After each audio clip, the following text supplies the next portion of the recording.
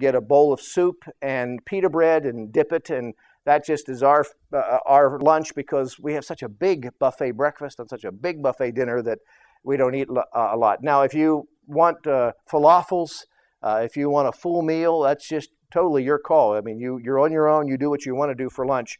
There will be one day for each group that will offer you a St. Peter fish, where you'll eat the full fish, with a head on it and everything, just for the experience. That day, the lunch is expensive. We're looking at $15 to $20 for lunch that day. But other than that, lunches are pretty much what you want to spend. A couple dollars, $5 or so would probably be plenty. So, like I said, one day we'll have a wonderful kind of a big lunch, but for the most part, we'll eat wherever we happen to be. By the way, lunches, the guide and I will pick, and it's going to depend on where we're going and what we're trying to make happen that day. So sometimes we eat lunch a little early. Some days it won't be till 1:30. It just depends on where we're at. So we just have to be kind of flexible on that one. I just encourage you to enjoy getting to know the people on the trip. Try to go to the dining room each day and maybe sit with different people and just enjoy getting to know some new people while you're on the trip. We have two different groups going together, two different churches in the second group. And so that'll be a lot of fun to get to know each other. In several days, you'll want so much more time at some of the sites. I'll show you something and tell you a little bit about it, and I'll say you got 30 minutes to be on the bus, and you'll go, oh man, that's not enough, and it isn't enough, I understand. But to see everything we need to see, that's the way we've got it scheduled, and so you just have to be back at the bus at the right time.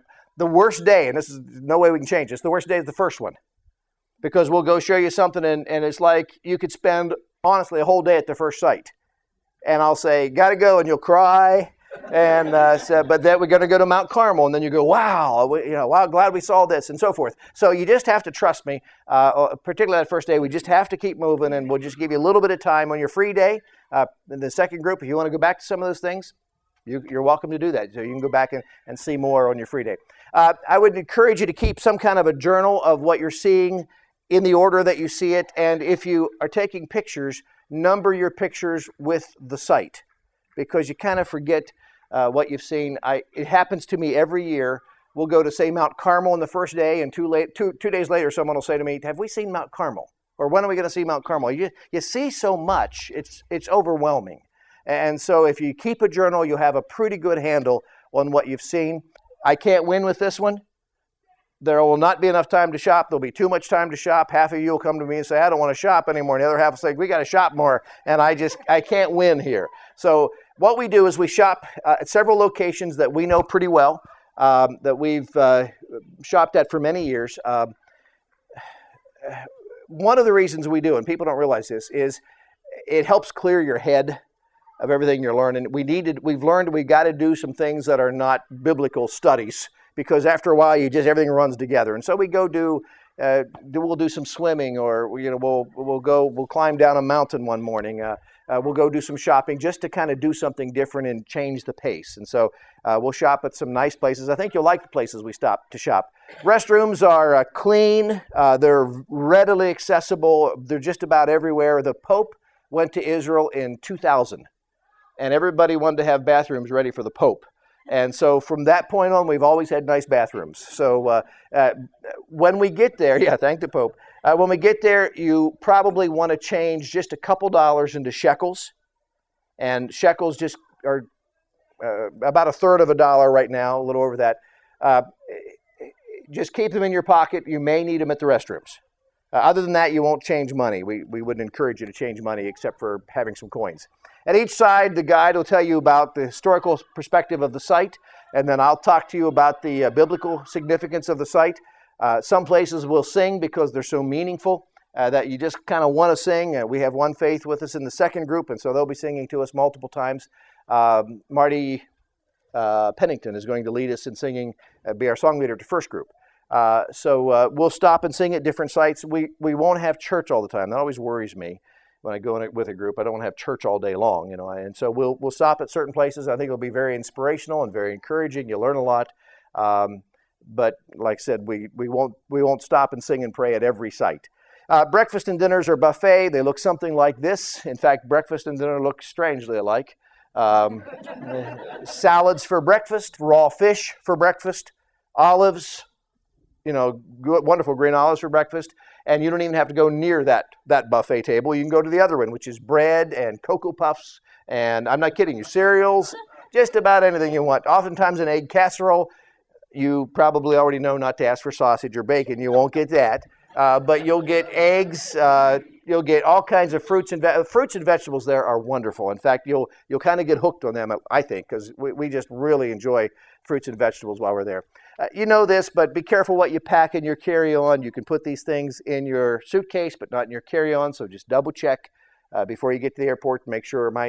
My knife I always carry with me. I always have to slide it in a suitcase before we check it in because I love to have my knife when I'm there, but you can't take it with you, obviously.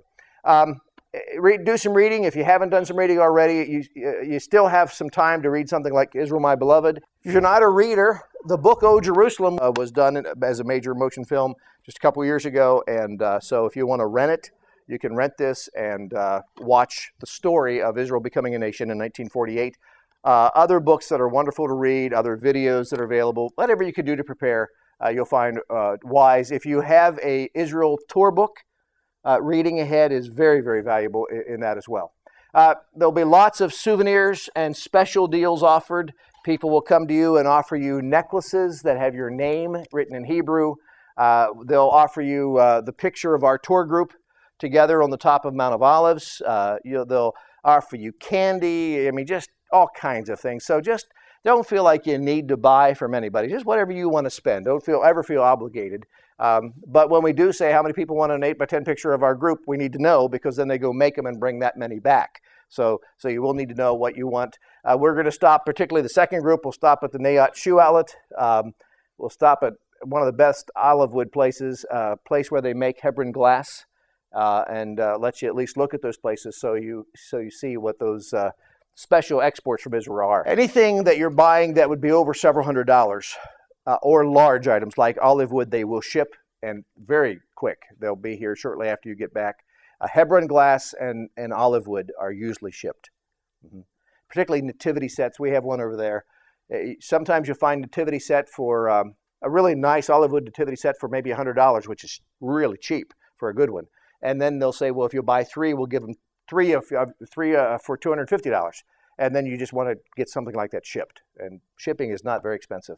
When we leave Tel Aviv, it often frightens people because Israel has the best security, airport security in the world, and they do multiple things to help make sure that you're safe. And so when we get back to the airport, both groups, they will take me aside, and they'll ask you who your tour group leader was. They will split you up even as husbands and wives. And they'll take 2 or 3 of you over to one spot and they'll ask you the questions, the same question somebody else already asked you. And it just seems like they overdo it. Almost like they're trying to trick you, but they aren't. They're trying to help you. The number one thing they're going to ask, did anybody give you anything while you're here, like this kind of an item? Did anybody give you a video or a box of something to take home? And if one of us says yes, all of us get searched. Okay, so please don't take anything while we're over there. Don't let anybody give you anything and put it in your suitcase to bring it home.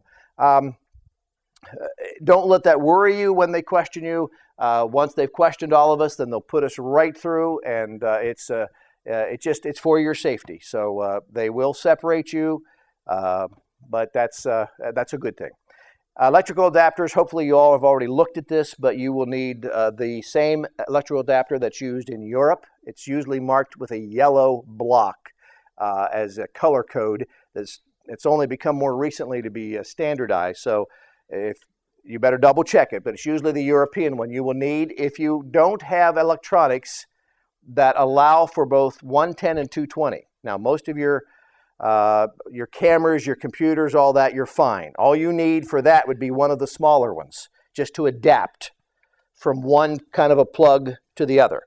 For some of you, you may have some older items that do not run on 220, and so you'll need the converter. And first you convert the power, then you put the adapter in it, and then you put your plug in it. So most things anymore, whether it's your phone, your camera, computer, all of that, all you need